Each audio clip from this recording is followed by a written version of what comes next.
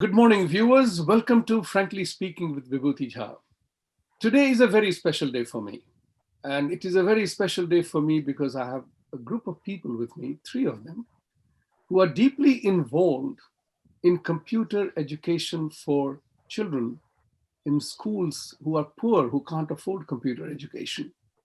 This was an initiative where, the founder and the initiator of the whole project, Dr. Rakesh Suri, invited me to join as a patron. So, as a part of full disclosure, I'm one of the patrons of the Computer Siksha organization. So, it is very important for me because we are all believers in the process of education and learning.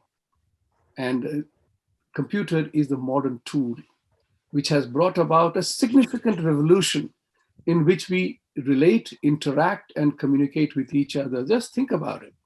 Today, because of a technology and circumstances driven, today we are all able to connect with people all over the world at any given point in time.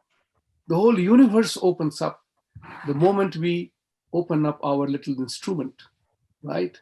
The whole universe opens up. It shuts down only when we shut it down. So there is no knowledge or information that is not available on, on the networks that we use. So when I had the first conversation with Dr. Suri and Vinod Jainji, it was a real revelation as to what they were after, what they were trying to accomplish. Professionals getting into teaching computer literacy in India for children who couldn't afford it. When we started this, the last conversation we had on this platform itself, there were approximately 30,000 young boys and girls who were learning computer. Today, after 1 year of lull because of coronavirus, Wuhan virus, as I prefer to call it still, the number of children who are now being enrolled and are actively pursuing computer education has crossed, to use the American number system, 100,000. To use the Indian number system, more than 1 lakh. So that's a pretty phenomenal achievement, given the constraints, the challenges that people have faced. But it is very important for the rest of the world to know what India is able to accomplish in a manner that is totally unheard of. There are many NGOs, there are many not-for-profit organizations that are doing things, but this is something unique. So welcome to all three of you. Dr. Rakesh Suri, he's in Delhi, where he runs the program. Swapna Lekhaji, she's the brain and a motivator and deeply involved. In addition to, she runs a human wellness center in India. If I'm not pronouncing it correctly, you can always correct me, but intent is the same. And Mr. Vinod Jain, who runs an IT company here, who is also a patron, I think, and he's deeply involved in the Computer Siksha initiative. So Rakeshji, I would like you to, let's revisit the whole matter. Let's repeat the matter as to how did it all happen? What was the motivation? What was the driving force that, you remain so focused in this entire effort? I have met you in Delhi. I have visited many of the centers where you have been teaching this, taking this practice to the ground levels. Share with us your vision, your thought, and how you feel you have achieved this huge success. Last time I had answered this question. Shall I pass on this question to my co-founder Swapan Lekha ma'am to answer this time? Oh, absolutely no problem. We are a frankly speaking platform, so you had answered this question. It's not a question and answer session. It is basically a learning and sharing experience. So, Swapan Lekhaji, you go yeah first. that's what I call a frank beginning to frankly speaking.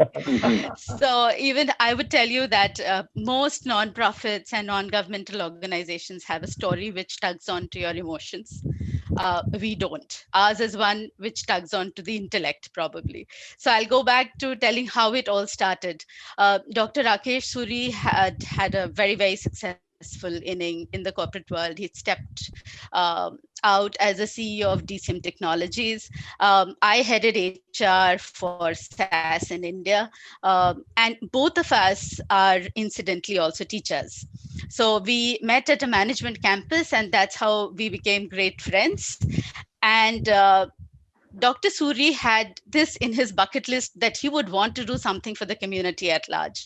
And in one of the conversations, he said that he had some plans. He was not very clear about what we could do, but if in case you're interested, why don't you come over? And that's how it started. And where we started from is from knowing what is it that the country needed. And the truth at that time was that from the figures that the NSSO had declared, there were 340 million kids in India, out of which only 300 million kids had access to any form of computer education. And you know, for the benefit of the audience, when you use an acronym, kindly explain it. So when you said NFSO or whatever. Okay, so that's the central organization which declares statistics about school and school children education in India. All right. So we figured out that there were 294 million children who needed computer education and didn't have it. And obviously the future loomed very dark for them, given that everything has become now centered around computers. Any kind of a job would need some kind of computer literacy. Any program which the government brings in is all through e-governance. So they need to understand how to use computers for accessing these programs. So we knew that there was a hole where we could actually fill in. The second step was how do we go about doing it? So we looked at what we were good at and what we were not good at. What we were good at is that both of us were managers and we were leaders in our professions where we were. So we could envision a future. And we had the, the wherewithal to even execute. So we said that we will stick to what we do the best. We did not have any experience working with children at the grassroots level. And we were too old to probably gain that competency at all. So we said that why not ride on to the efforts of those who have already done this work. So there are innumerable NGOs in India who are working with children to give them access to what you call good quality education. And we're talking about underprivileged kids. So there the idea came that we will go to them and tell them, you don't have a piece, which is computer literacy. You do not know how to do that. We know how to do it. So why don't we help you do this? And that's how this entire thought of picking up computer literacy as a program came to us, and we adopted it. How we began it, how we began it was in a very, did you have a question? No. Okay, so how we began it at that time was in a very, rudimentary fashion. We decided that we found 2 schools and we said that we will go to these schools with computers, with the entire paraphernalia needed to set up a class. And we will teach the students and learn from our experience as to what kind of a course needs to get developed for them. Because unfortunately in India, computer education is taught on blackboards, and we wanted to change that. We said until and unless a child sits at a machine, experiences it, the learning cannot be internalized. So the whole idea was, how do we make that happen? So we, through our friends and family, we raised funds to buy 15 computers, LCD projector, the entire electrical paraphernalia, put that in Dr. Suri's old small little car and took it to a school. And it was, we started in May. It was blazing heat in Gurgaon, Haryana, where it's 48 to 50 degrees centigrade was the temperature, under tin sheds and those fans. We started this experiment. And what a start it was. When we went in, the school system was struggling to get children come to the school. And all that they had to offer was a midday meal scheme, which the Indian government has, right, that any kid who comes to school gets one nutritious meal from school. But the computer screen proved to be a much greater puller than the midday scheme. So they had about 170 children when we moved into the school. Within 3 months, they had to put a placard outside saying that we can't take any more kids because there wasn't enough space. And we made computer education a little aspirational. So we said, if in case you've got attendance, which is good, you get to learn, otherwise not. So these kids would actually come to school. Attendance went up. So you see, we started thinking we're doing computer literacy program, but what it did was it gave a huge impetus to the entire education program in the school. Well, we were so fired up after that. So we said that we're not going to stop. We started with 15 kids. In a month, we doubled it to 30. And in 2 months, we doubled it to 60 kids. And that's how we started with that. And we said that now we had some crazy numbers, Dr. Suri. You remember we said we'll do 10,000 kids in 1 year, but all of that fell flat. We could just do about 1,400 kids in 1 year because we realized that the capital investment in using the template that we were using wasn't going to be sustainable in a country like India. So we needed about 900,000 rupees for setting up one node, which could service 3 schools and 600 kids. So 2012 we started. By 2014 we had figured it out. This is not going to help us expand. We'll feel good about it, but we won't make a dent into the universe. And that's how then we went to the next model, which we're using now, that we put in a huge amount of money in developing self-learning videos. The videos were such that even somebody who could just probably be high school could probably just use the videos and our 8 days of training and actually teach students. So now we go to schools and tell them that give us a room. We raise old computers and laptops from corporates. We set up a lab for them. We take the ratio is for every 15 kids, we put one laptop. So if in case there are 150 children in the school, the lab will have about 10 to 11 laptops. We set up a lab, take one resource and who's trained rigorously, like for 8 days. And in 8 days, he's learned how to use our content.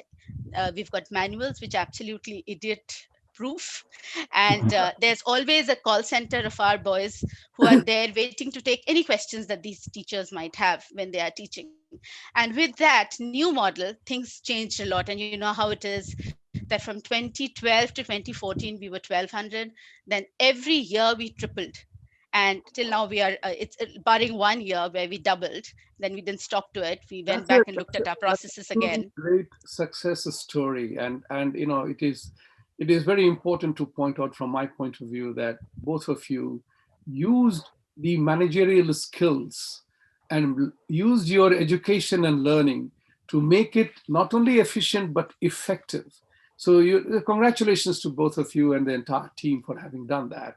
Now, my favorite terminology is that I was, you know, when I was involved with a major think tank in New York, we used to do significant studies on, you know, the societal impact of technology, economics, politics, you know, what have you, in the general life of an individual or a community. So we used to do a very significant impact and implication of everything that you do, taking into cue from the butterfly effect itself, so to say. Yes. So there is an element of impact and implication in everything you do. Somebody gets more impacted, somebody gets less impacted.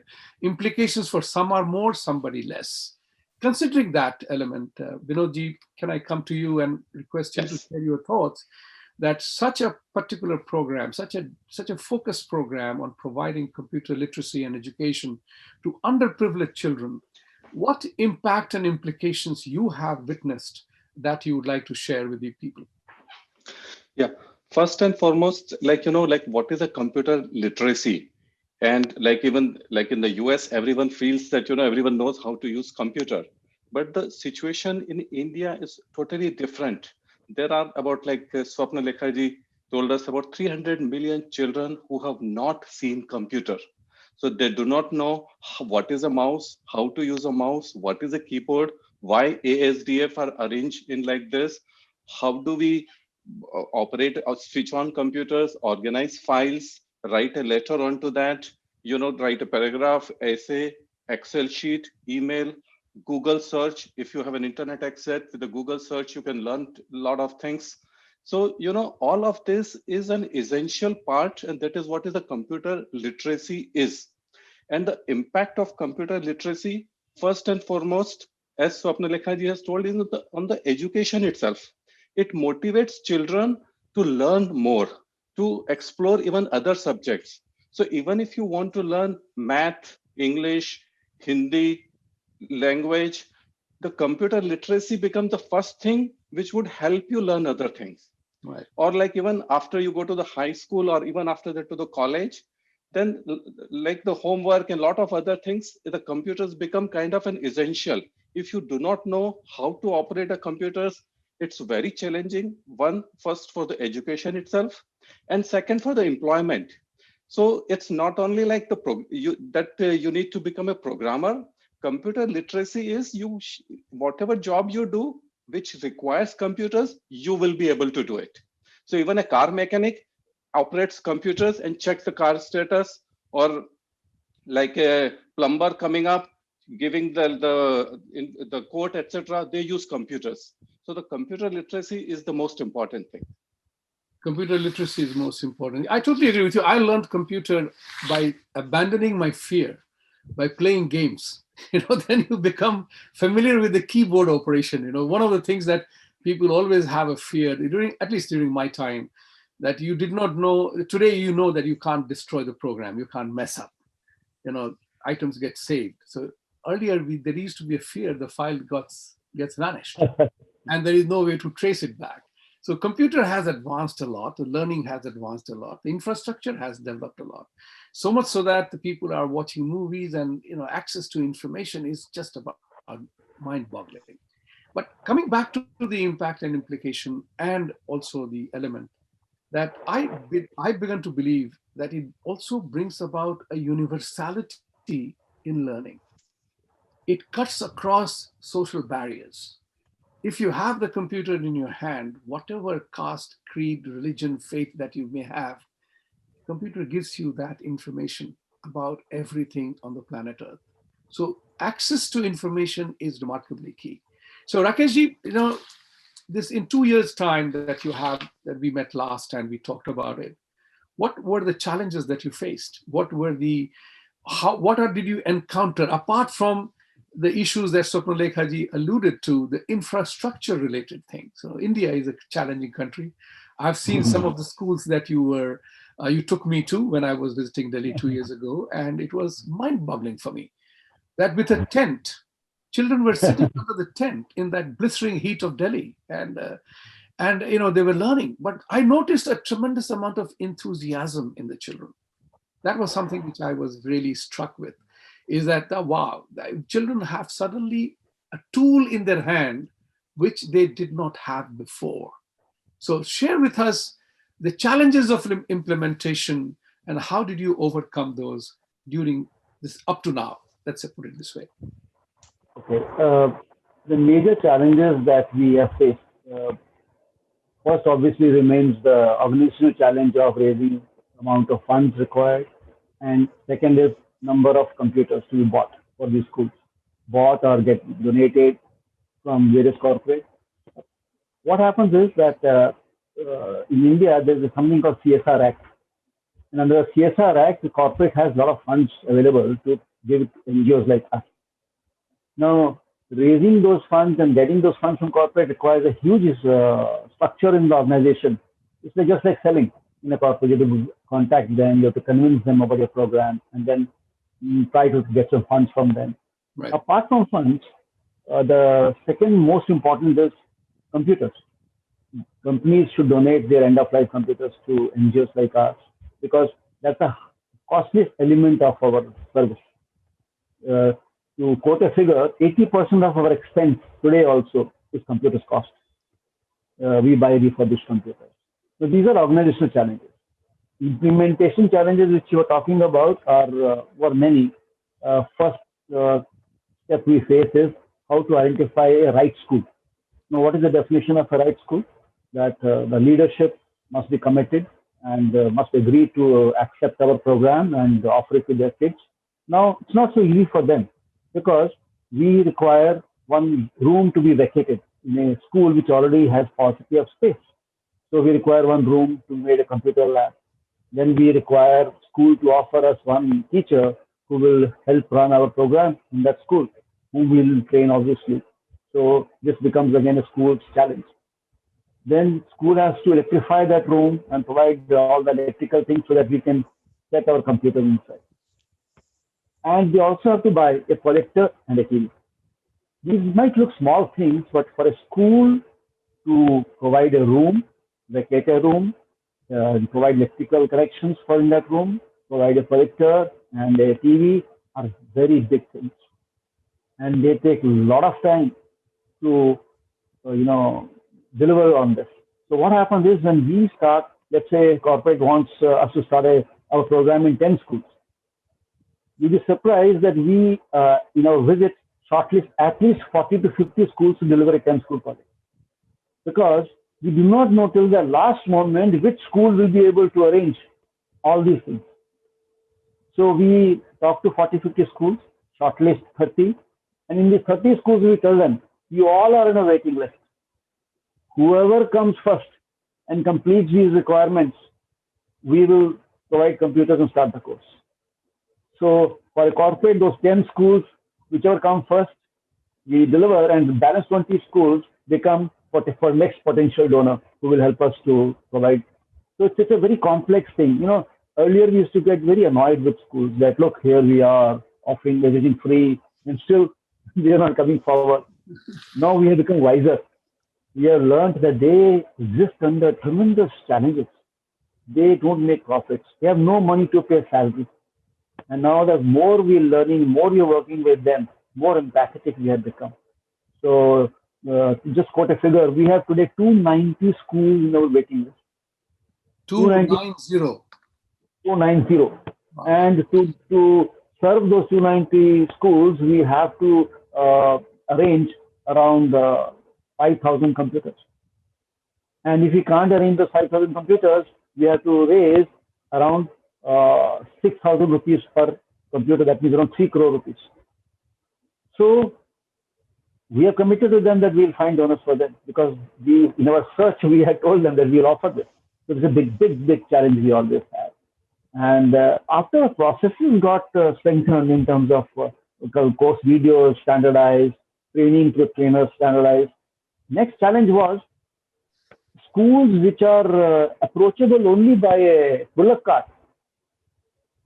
How to deliver computers there? And we have to find answers to that. We have to find solutions to that. Then second challenge is faced in these kind of schools.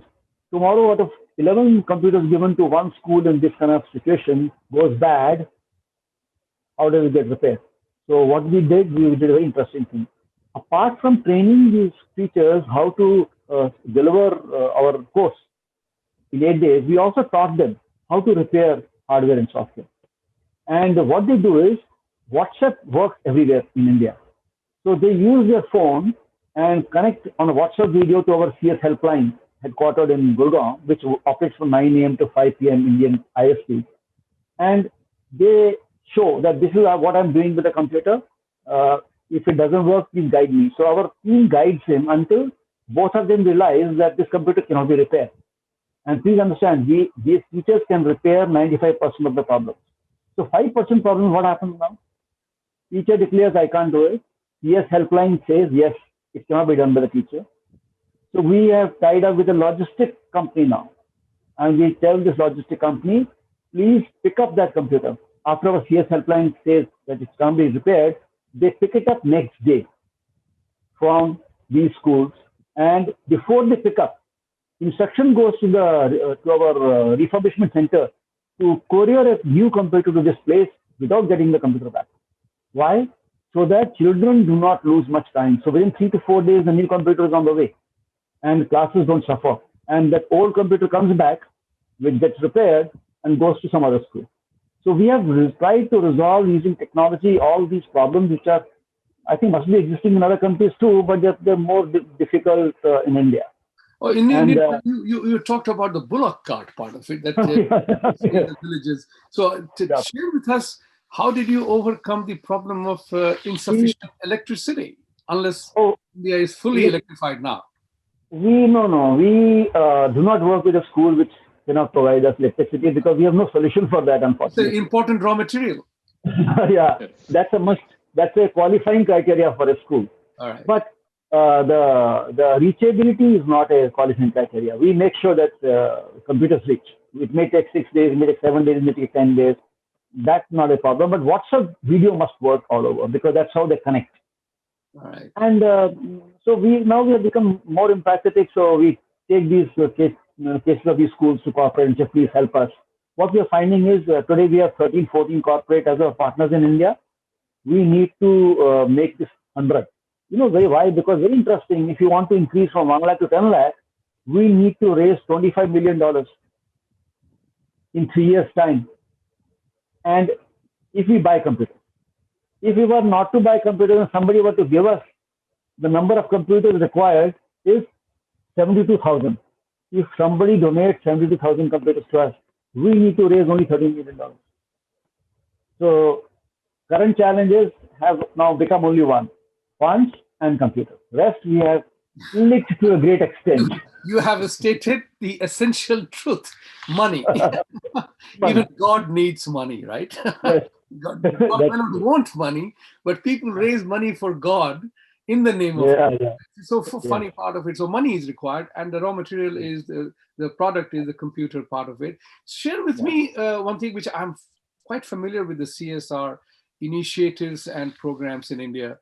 Did you see corporates participating wholeheartedly, reluctantly, or skeptically in your initiative? Because all the programs have a good intent, but they are always suspicious of whoever, because there are lots of NGOs doing varieties of things. So how was the CSR meeting the requirements of Computer Shiksha, and how was the corporate response to you in this regard? We were lucky. Our contact with corporate was anyway existing because of our corporate careers. And when we approached them and we showed them to tell you that the way that we brought you to a CS school, whomever corporate we have brought to see any of our projects, we have got money from them. So if we can bring a corporate to see any of our school, we are sure to get their funds, because they see things which are mind-boggling, as you say, which have not been seen anywhere else. That the children in a street sitting in a tent in a blazing sun learning computers is just unheard of. So we are lucky, but again, as I said, today we have only 14, 15 corporate partners. We need to increase it to 100 if you want to scale further. Right. So corporate is very helpful. Corporate was very helpful. Of course, it's all about what you very correctly said. Seeing is believing. Yes, so you brought them to see the infrastructure and what you were doing, Yeah. and you were definitely seeing the impact and implications of that. They understood it and they began to support you. Of course, it requires a massive marketing effort and outreach Yes. to do that. So, It no, does. so Dr. Lekhaji, can I come back to you on this thing? It's a remarkable work you are doing, and the Computer Shiksha organization. Share with us your experiences of the journey from beginning to 103,000 people, children learning this part of it. How was the journey emotionally impactful in terms of the children? What did you see that you want the people to know that what you are doing, what's happening? So I'll pick up from what you said earlier, that it makes the playing field equal for everyone. And that's what excites us about Computer Shiksha. All of a sudden, a kid who lives in a high rise and a kid who lives in the slum become equals in some way. And that is something which this country needs today. Aspirations, see, we know that we have the youngest population in this country. If that population starts expecting from itself a lot, we would have solved the problem. So as I shared with you earlier, any kid who has sat and worked at a laptop screen, his own self-image gets so rich that he finds it beneath himself to spread his hands to beg. For example, in migrant labor in our country, the parents are working and the kids are there all at the traffic signals trying to beg or, make a living in some sort of a way. Now, a kid who sat at a computer and worked, he would never do that. And I think that is one huge impact that, it's not visible, but that is the impact that we saw when we started working with these children. So emotionally, Dr. Suri and I would have like stories. We can regale you with stories that we've heard.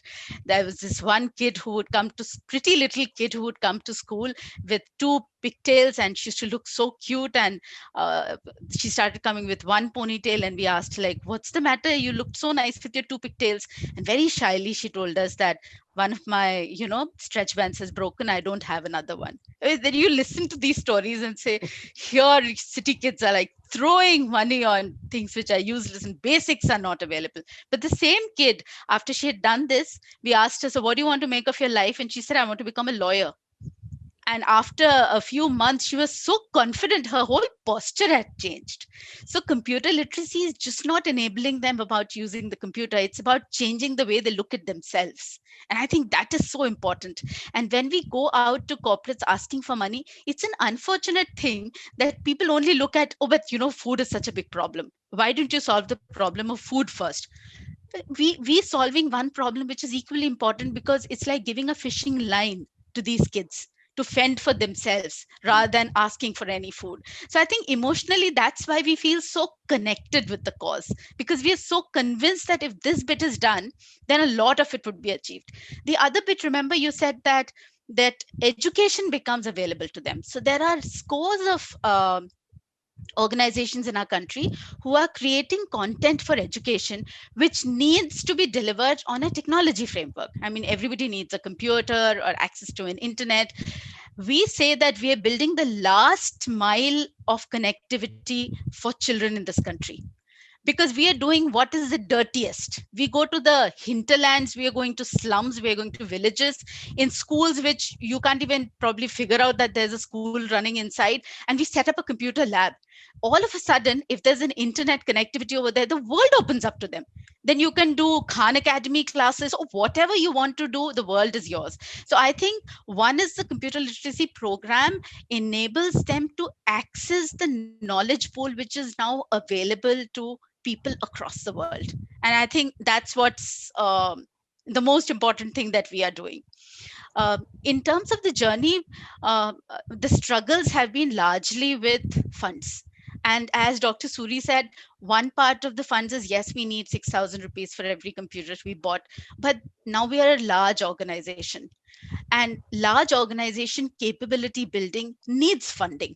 Like, for example, he just shared with you about what it is of we have our asset registers as to which school has got what computers.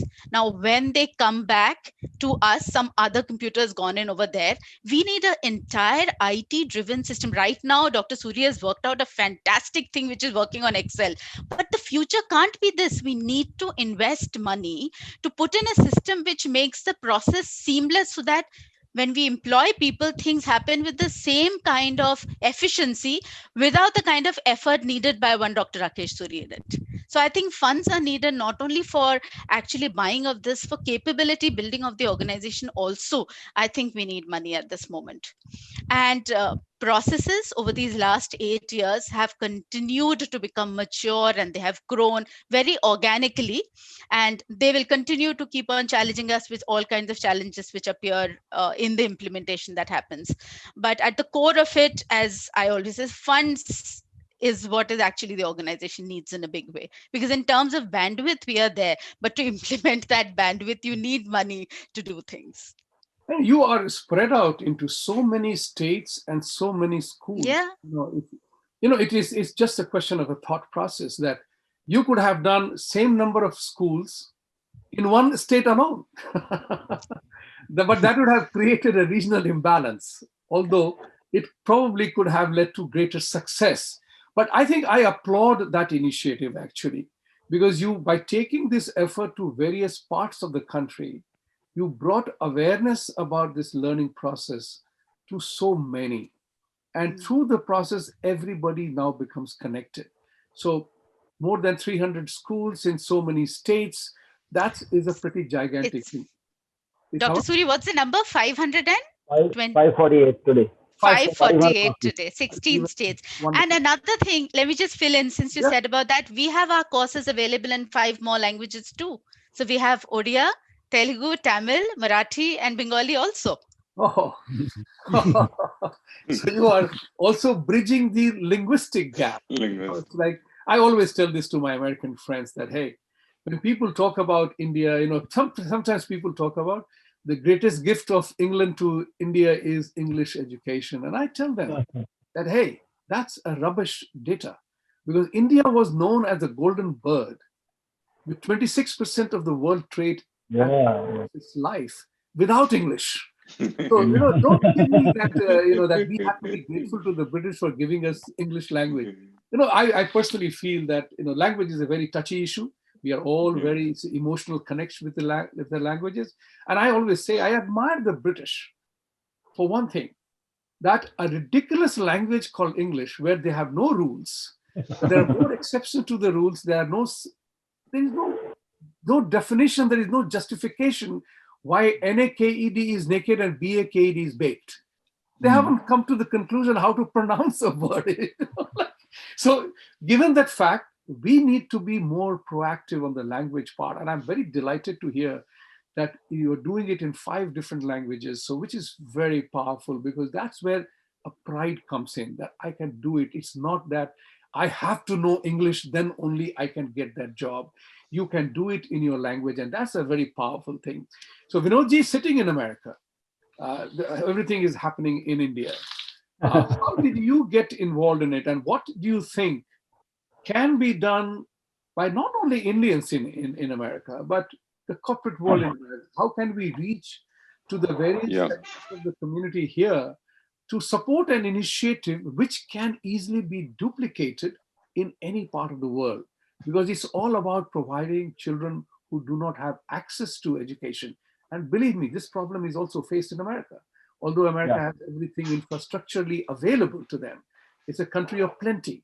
But even in a country of plenty, education remains a challenge to the people who are not up to it, or they who don't have it. So what can people like you do, or people like you, what you are doing, that's one part. And second part is how many more people like us can get directly involved, because I know you can't ship computers from here. So then it becomes only a requirement of money, right? So how do you explain that story, and how can one do that work so that Americans get motivated to import that idea and technology here, use the infrastructure here, but also support a very laudable effort? Yeah, first let me explain how I got involved. When I was in Indore, we were also always thinking that, how can we give the computer educations to the kids who require. We thought a lot, and we feel that it is just not possible, because there are 2 things required. One is computer, and second is teacher. So even if the computers are available, how will you get so many teachers who can teach to the kids? So the Computer Shiksha has addressed that problem as well, because most of those schools do not have a teacher. So how the computer literacy will be given? So the Computer Shiksha has developed those video courses which teaches to the kids, and they can learn that easily. So that is a big impact of that. Without computer teachers, the computer literacy can be addressed. And then the teacher issue is equally problematic in US also. In US also, you will find many schools where they have a computers, but teachers are not there to really give them a proper education. If you go into the Computer Shiksha has a 2 program. One is a basic certification and one is the advanced certifications. So the advanced certification goes much in depth. It's more than the computer literacy. They really become expert in handling computers. And those kind of educations, even many schools in US, teachers are not able to provide. So that is the one big impact.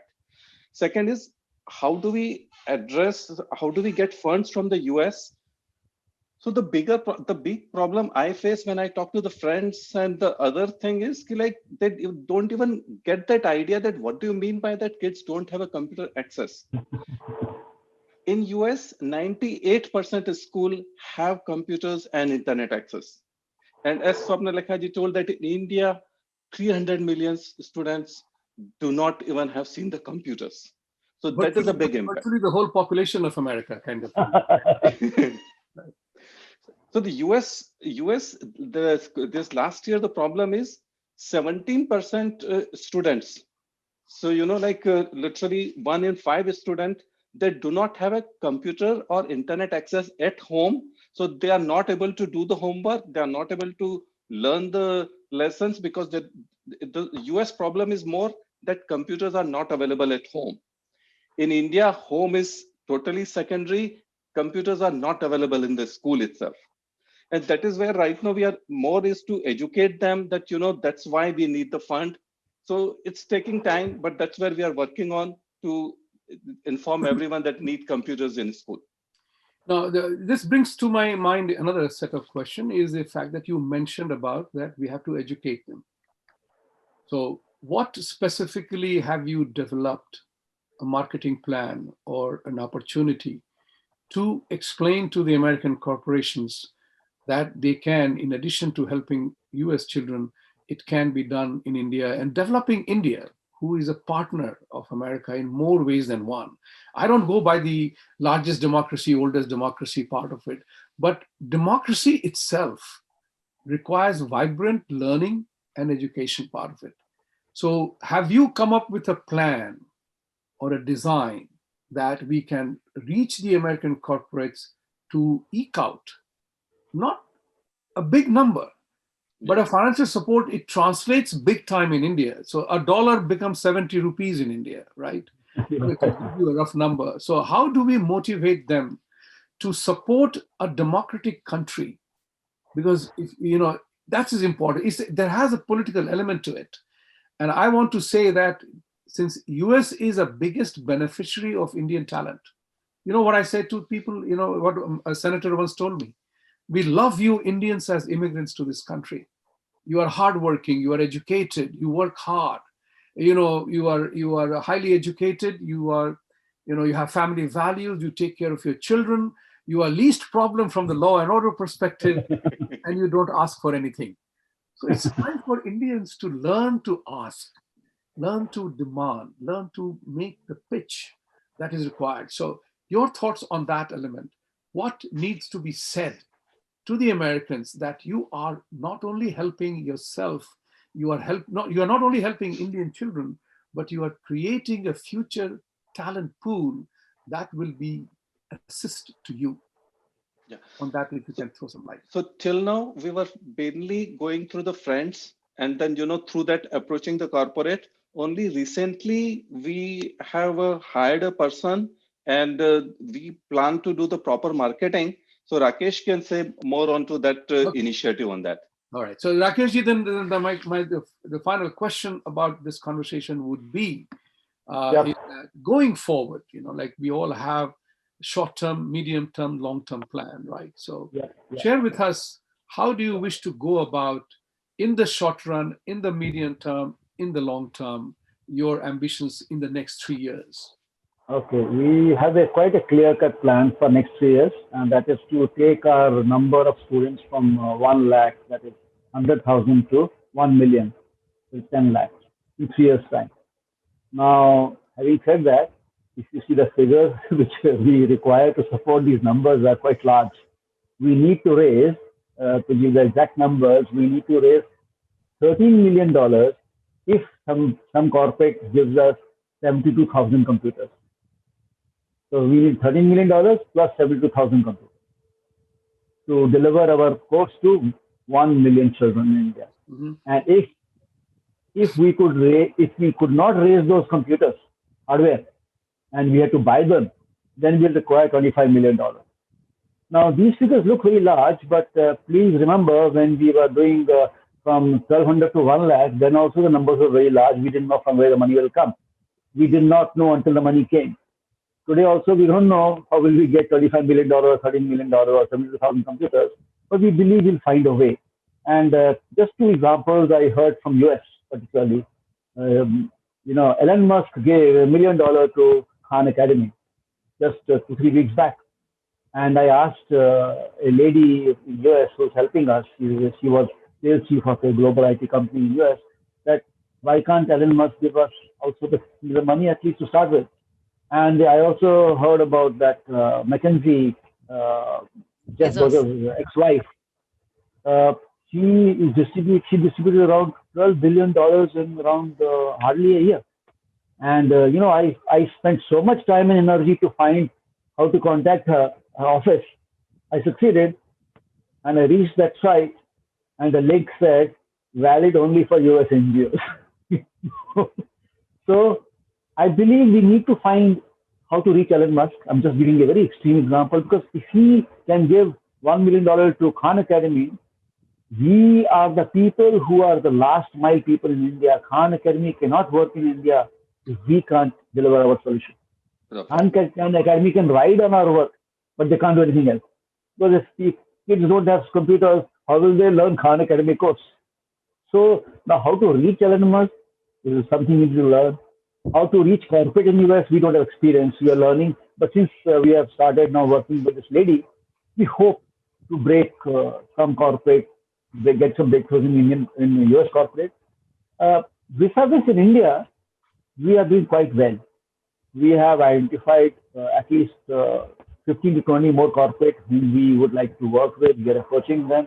So we have more hopes right now in India because we see something concrete. Some relationships which are already there, relationships which are expanding. But to touch 1 million students in 3 years' time, we will need some breakthroughs in US too. As you said, $1 is equal to 70 rupees. So $1 million will be huge money here. So right now, I don't have an answer as to how will we break through in US corporate, but we are working on it. That's all I think. That's great to know that you are working on it. There is one thing which as a banker, I can tell you, I've always known money is always available. There is no shortage of money anywhere. Even India doesn't have shortage of money. No. Yeah. It's the question of how to reach those people. Yes. So Elon Musk, if you say, why won't he give me? Yeah. Rephrase the question. How do we get to him? Yes. Because Khan Academy or academies like that may not be able to come to India to do that. But Yeah. I think a check is not a problem. I'm sure you are also registered to receive foreign funds. Am I right? Yes, we are. You are registered to receive foreign funds. So in that case, the goal changes then. We have to reach out to those people. And believe me or not, in America, just as 1 crore is not a big amount in India, Yes. like $1 million is not a big money anymore. Not a big The amount. question is, Yes, how do we position about ourselves in that regard? So I'm glad you have hired somebody, and we will definitely work together in this endeavor to raise funding for this particular golden initiative, which serves underprivileged children. That's the most important word. That's why people come to America for opportunity.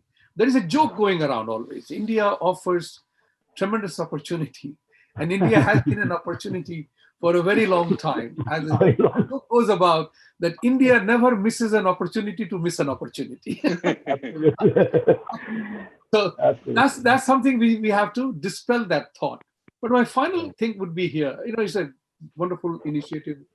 As a patron, I am deeply proud to be involved with all of you in this regard. And we all do whatever we can at various points in time. I can't be you, you can't be me. Let's put it that way.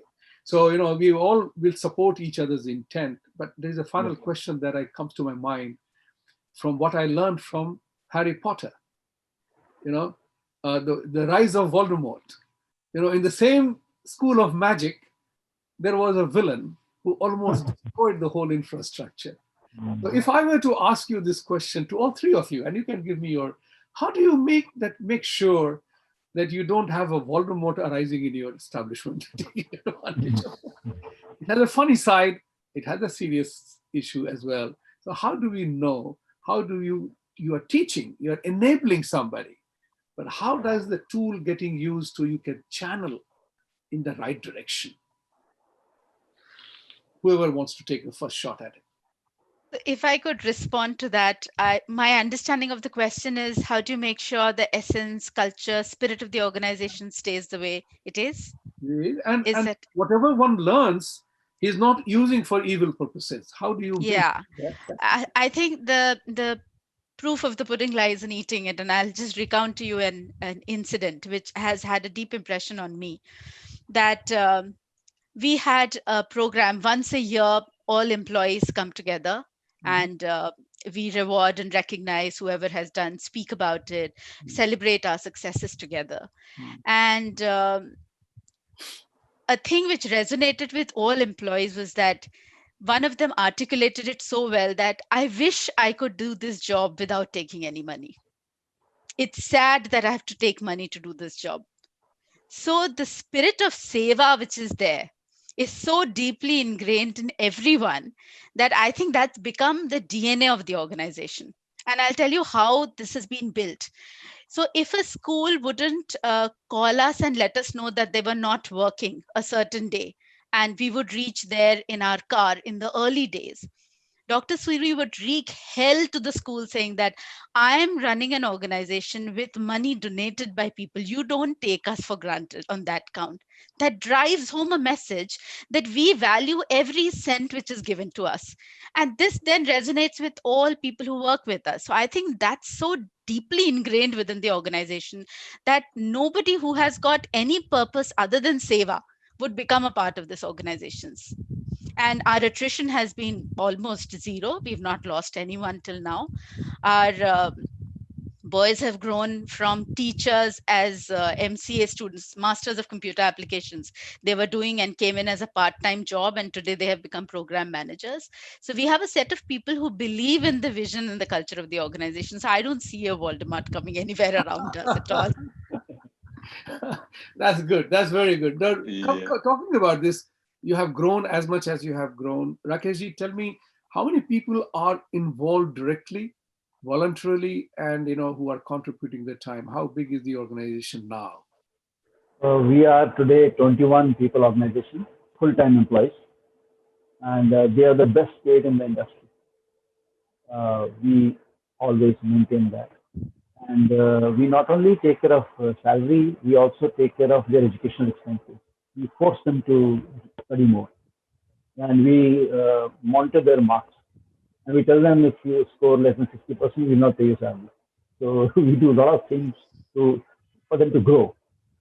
And in our operations, we have not don't have a single volunteer because our operations cannot afford a volunteer.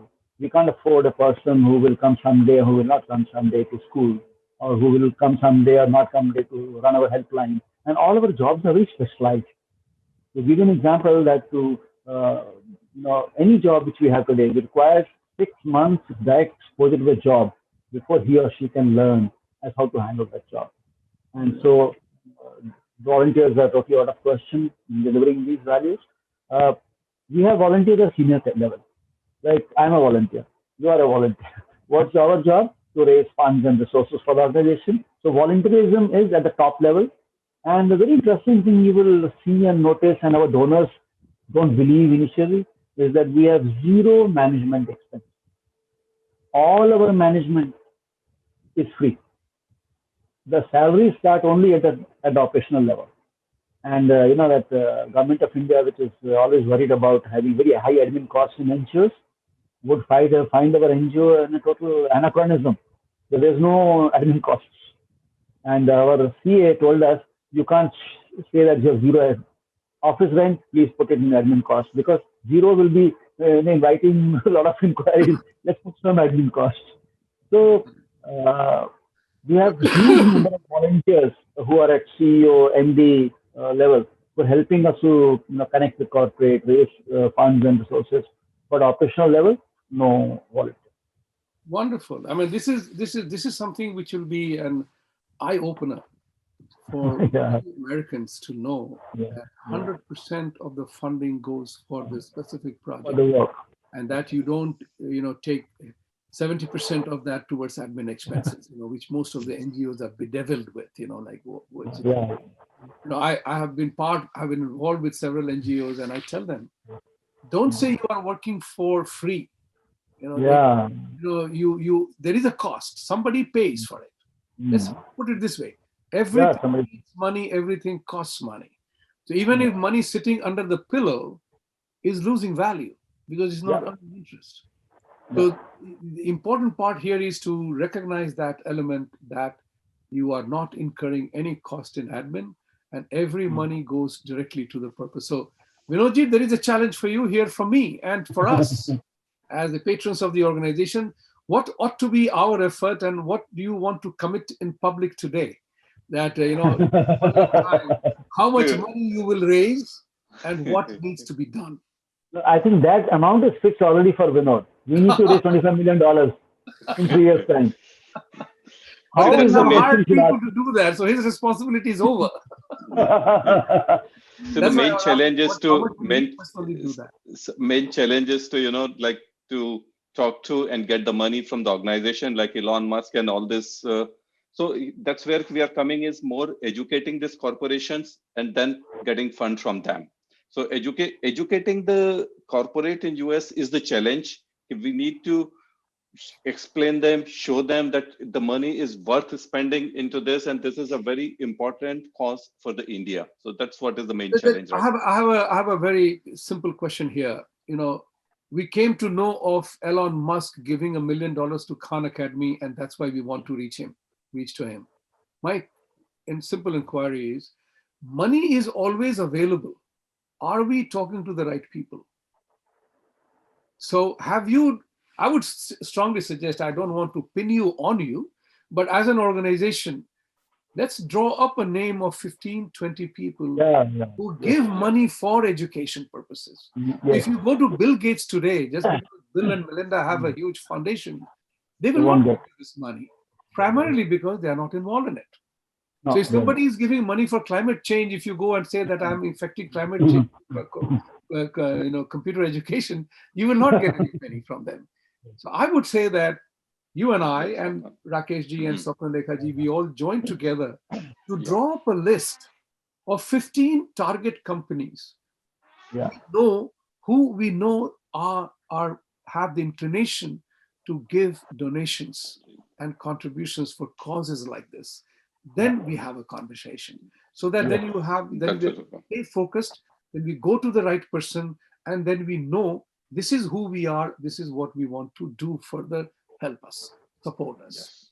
So, ladies and gentlemen, Swapna Lekha ji and both of you, it has been great to have you learn about this very important thing. And I'm very enthused because I'm a believer. I did not know English, by the way.